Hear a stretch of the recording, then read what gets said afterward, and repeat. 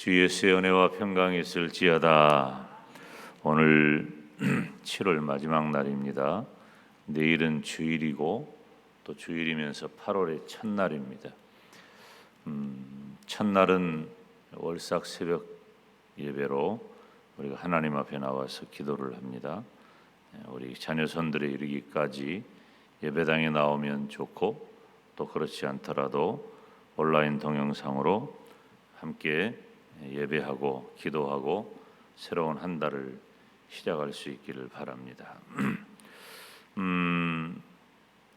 예수님께서 성경에 보면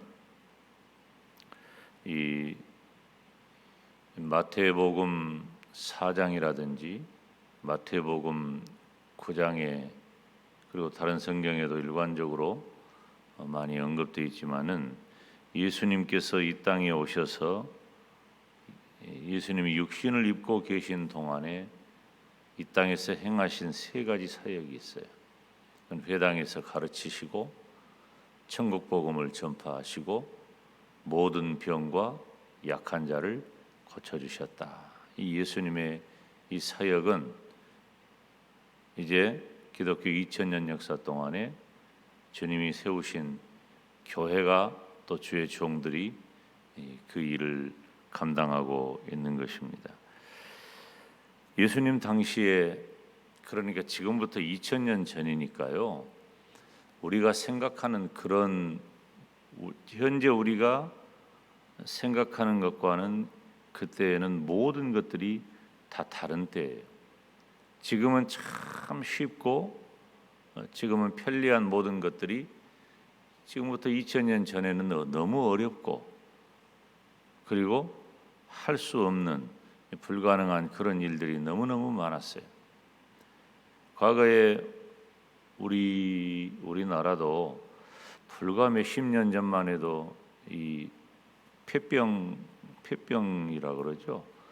이 폐병 때문에 죽어간 사람들이 굉장히 많아요. 근데 이 천재들이 참 이 폐결핵이라든가 이 폐병 앓는 사람들이 우리가 일제강점기라든가 6.25를 지나는 그런 과정에서 이 천재적인 사람들이 많이 생명을 빨리 이렇게 끝내는 경우가 바로 그 폐병 때문인데 지금도 물론 그것이 어렵고 힘든 병이기는 하지만 지금은 쉽죠.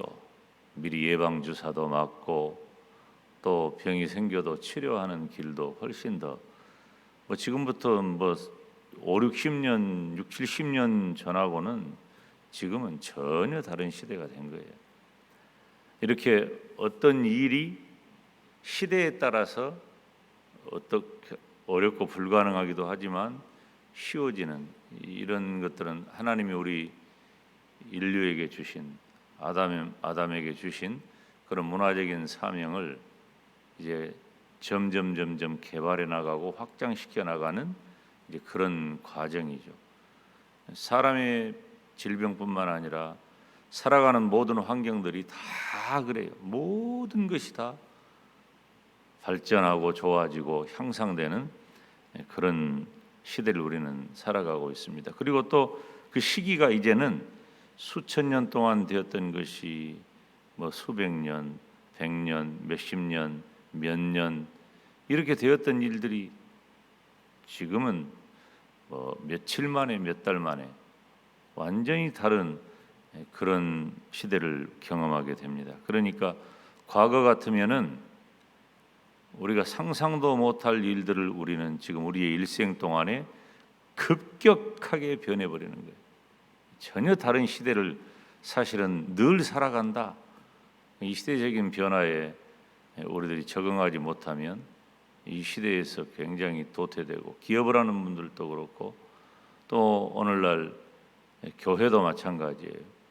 지금 교회도 지금 코로나를 지난 다음에 어쩔 것인가 아니면 코로나와 함께 살면서 어떨 것인가 하는 이런 문제 그리고 어마어마한 이 물질 문명의 발달과 함께 사람들이 생활 패턴이 바뀌어진단 말이에요. 생활 패턴이 바뀌어지고 과거에 어린이들, 청소년들이 그렇게 꿈꾸고 좋아했던 그런 것들의 모습들이 이제는 다 달라요. 저 어렸을 때는 무조건 대통령 아니면 육군대장이지. 지금 어린이들한테 대통령, 육군대장 말하면 웃어요. 지금 자기들은 이미 그런 정도는 다 초월한 줄 알아. 시대가 이렇게 바뀐 거예요. 질병의 문제도 그랬다는 말이죠.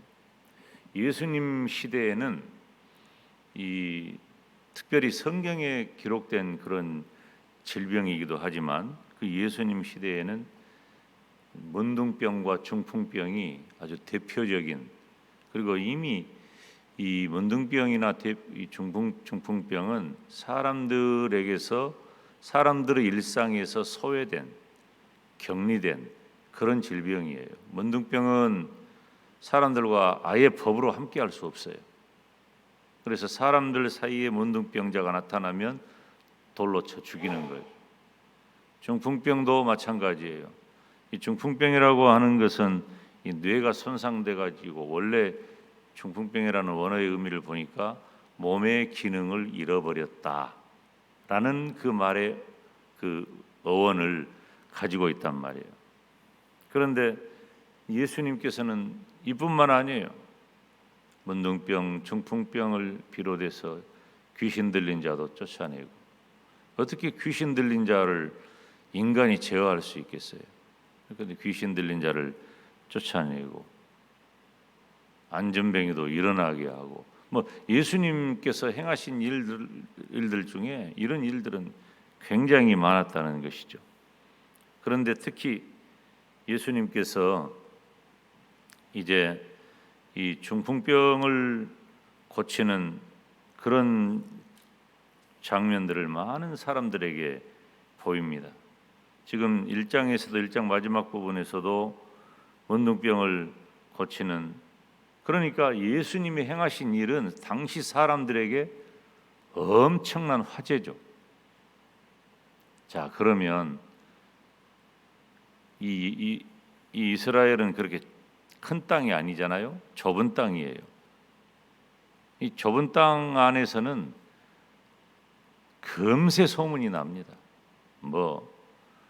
우리가 사는 우리 지역도 어느 누구에게 무슨 일이 생기면은 금세 다 알게 되더라고요.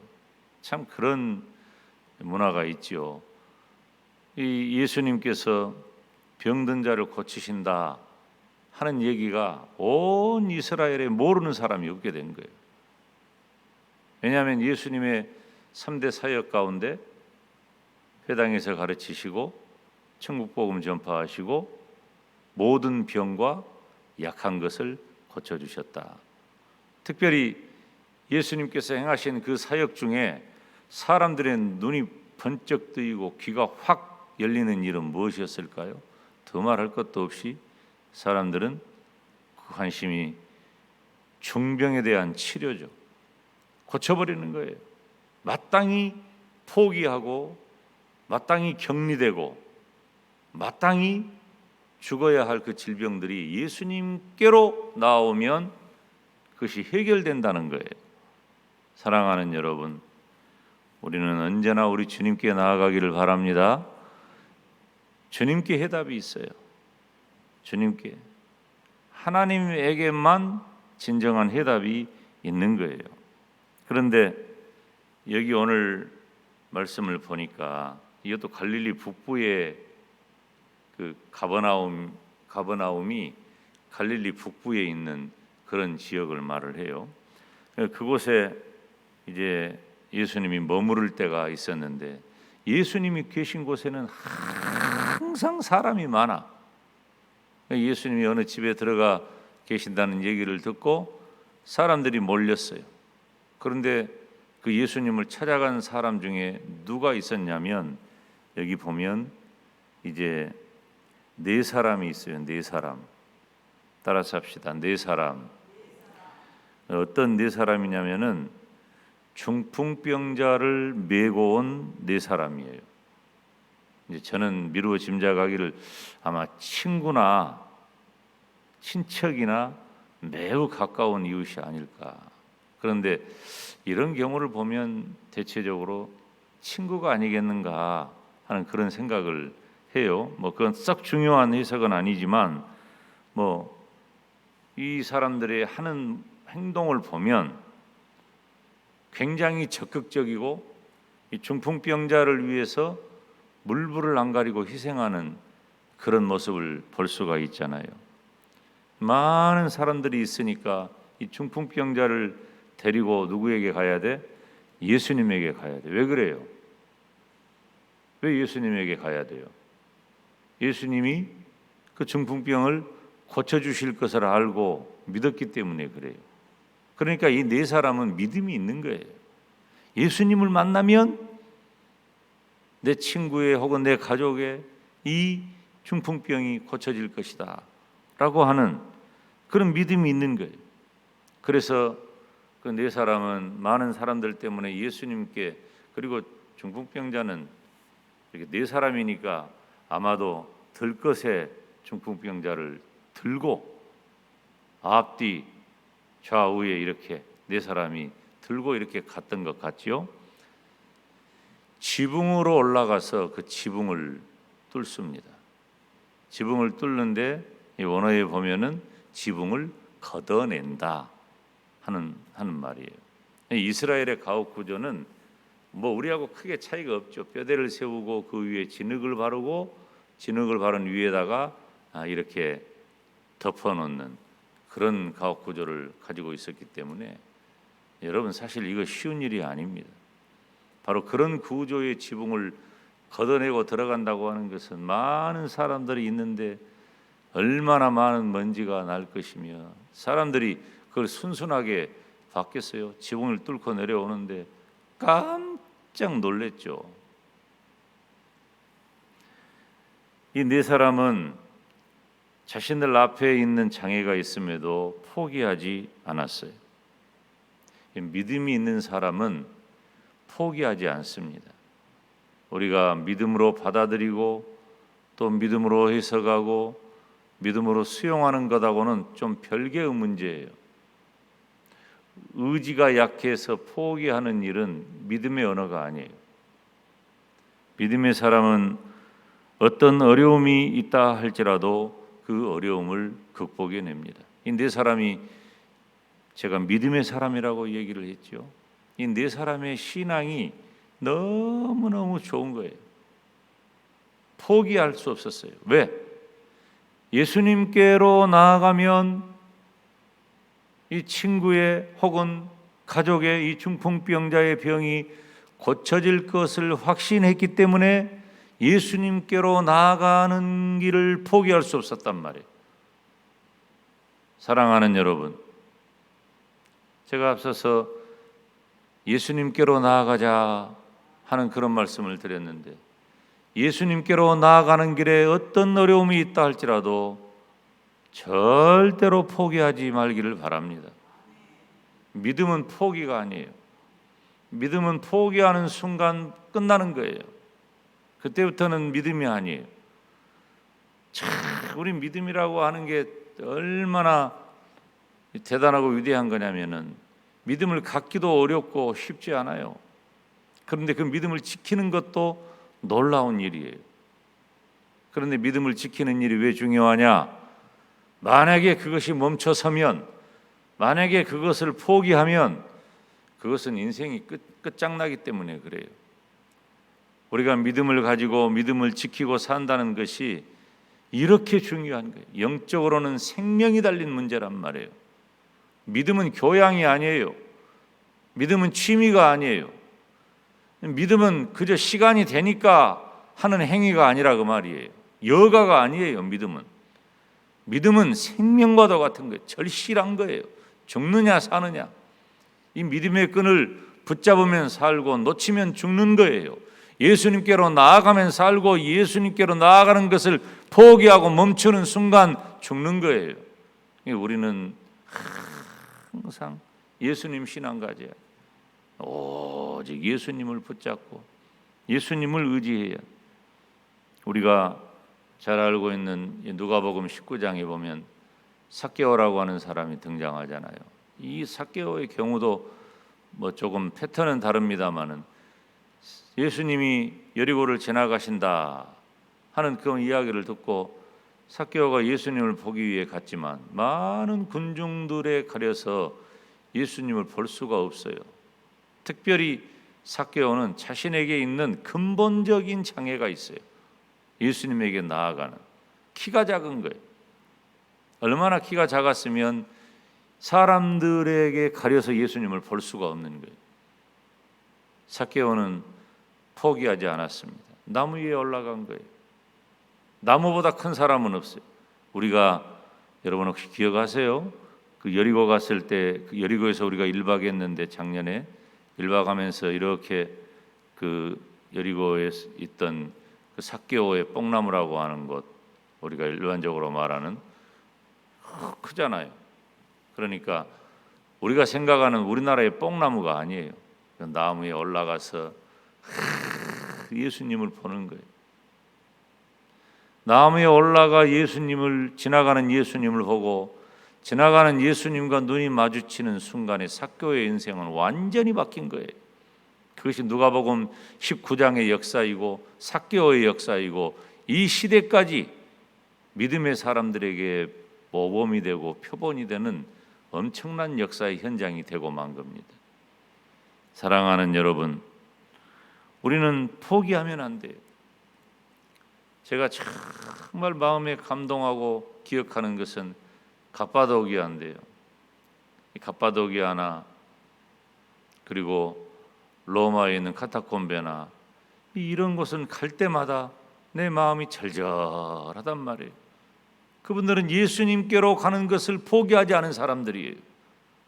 자신들의 생명도, 자신들의 건강도, 자신들의 직업도, 자신들의 물질도, 자신들의 사회관계, 인간관계도 다 포기하고 오직 예수님께로 가는 길을 택해서 스스로 고립되고 스스로 어렵게 판 그 굴 속에 들어가서, 그리고 우리가 그 갑바도기아 지나가지고 그 지역에서 올 때 그 지하 동굴, 깊은 지하 동굴 들어가, 제가 그거 찬양하자고 그랬죠. 같이 안 가신 분한테는 미안해요. 같이 찬양하자 그랬잖아요. 거기서 믿음 하나 지키기 위해 예수님께로 나아가는 것 하나를 위해서 다 포기했어요. 다 포기했어요. 그런데 우리는 지금 어떻게 삽니까? 예수님께로 나아가는 길을 위해 모든 것을 포기하는 것이 아니라 이런저런 잡다한 것 때문에 예수님께로 나아가는 것만이 포기하고 있지는 않습니까? 영적으로 우리가 만약에 그렇다면 잘못하고 있는 거예요. 이 네 사람은 그 어려움을 이겨내고 믿음을 지키고 예수님께로 나아갔습니다. 그러니까 예수님께서 5절에 보니까 예수께서 저희에 따라서 합시다. 믿음을 보시고, 믿음을 보신 거예요. 그러니까 믿음이 있잖아요, 이 사람들이. 예수님께서 믿음을 보시고 중풍병자에게 이르시되 소자야 내 죄사함을 받았느니라. 여러분, 예수님은 의사가 아니에요.